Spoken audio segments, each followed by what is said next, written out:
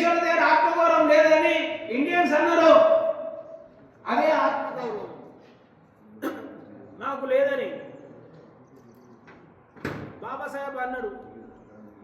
బాబాసాహెబ్ అంటే ఉట్టి హక్కుల పోరాటం కాదండి. బాబాసాహెబ్ అమ్మ ఎప్పుడో ఎన్నోసార్లు గెలిచిండు. ఈ తెలంగాణలో కూడా గెలిచిండు, కరీంనగర్లో గెలిచినాడు. మనం ఈయన బాబాసాహెబ్ అంబేద్కర్ అంటే ఆయనకు దండేసి బొమ్మేసి 10 మందికి వచ్చి హక్కులు ఇంకేం హక్కులు రా ఆయన. You have each and every right in constitution. దాన్ని ఇంప్లిమెంట్ చేసేటోళ్ళు లేడు. వాడు ఇంప్లిమెంట్ చేయడు. ఇంప్లిమెంట్ చేస్తే మనందరం బాగుపడతాం. కాబట్టి you must become the rulers and implement that. అప్పుడే కదా మన పేదలకు బాగు చేసేది. కాబట్టి నేనేమంటున్నంటే అదే గాంధీని బాబాసాహెబ్ అంబేద్కర్ ఓడగొట్టిండు. మనకు అన్యాయం జరిగినప్పుడు అన్యాయాన్ని క్లియర్గా ఇంగ్లీష్ వాళ్ళకు వివరించగలిగిండు. గాంధీని ఓడగొట్టగలిగిండు. ఓటు హక్కు వచ్చింది, రిజర్వేషన్ వచ్చింది.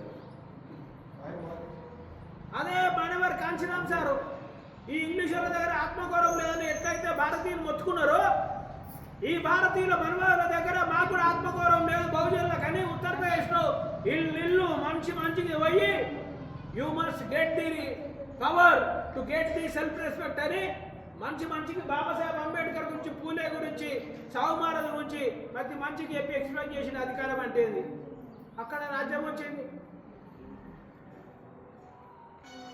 తర్వాత ఎన్టీ రామారావు వచ్చిండు. మా తెలుగులో ఆత్మగౌరవం లేదన్నాడు. వాడు సినిమా రూపంలో వచ్చిండు. కాంగ్రెస్ పార్టీ పైసలన్నీ కూడా కొట్టింది. ఆత్మగౌరవం, తెలుగు ఆత్మగౌరవం మీద వాడు సీఎం అయ్యాడు. వాడు అయిపోయిన తర్వాత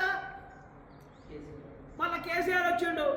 మమ్మల్ని ఆంధ్రులు మోసం చేసిరని చెప్పిండు. నీళ్లు లేవంటే ఆంధ్రోళ్ళు, బొగ్గు లేదంటే ఆంధ్రోళ్ళు, మీకు ఏం లేదని ఆంధ్రోళ్ళు అని చెప్పిండు. కాంగ్రెస్ ఆంధ్ర పార్టీ అన్నాడు. మళ్ళీ ఏది టీడీపీ ఆంధ్ర పార్టీ అన్నాడు. మొత్తం మనం అందరం కలిసి ఎస్సీ ఎస్టీ బీసీ మైనార్టీలము అప్పటిదాకా పైసలకు ఓట్లు వేసినాము. కేసీఆర్ మాటలు విని పైసలకు కాకుండా తెలంగాణ వాదానికి ఓట్లు వేసినాము. మనం అంతకుముందు మనమే చెప్పినాం ఈ రాష్ట్రంలో దొరలు మనల్ని బట్టలు ఇప్పించి ఆడిపించిరయా వాళ్ళ అని మనమే చెప్పినాం. మళ్ళీ మనమే ఇలా ఇది కేసీఆర్ అగ్రకులాల పార్టీ కాదా, కాంగ్రెస్ అగ్రకులాల పార్టీ కాదా, బీజేపీ అగ్రకులాల పార్టీ కాదా, తెలంగాణ వాదం కంటే బహుజన వాదము 1,00,000 రెట్లు బలమైంది కాదా? తెలంగాణ అన్యాయం ఎంతంటే 50 సంవత్సరాలే కదా. మరి బహుజన కులాలకు 1000 సంవత్సరాల అన్యాయం కదా.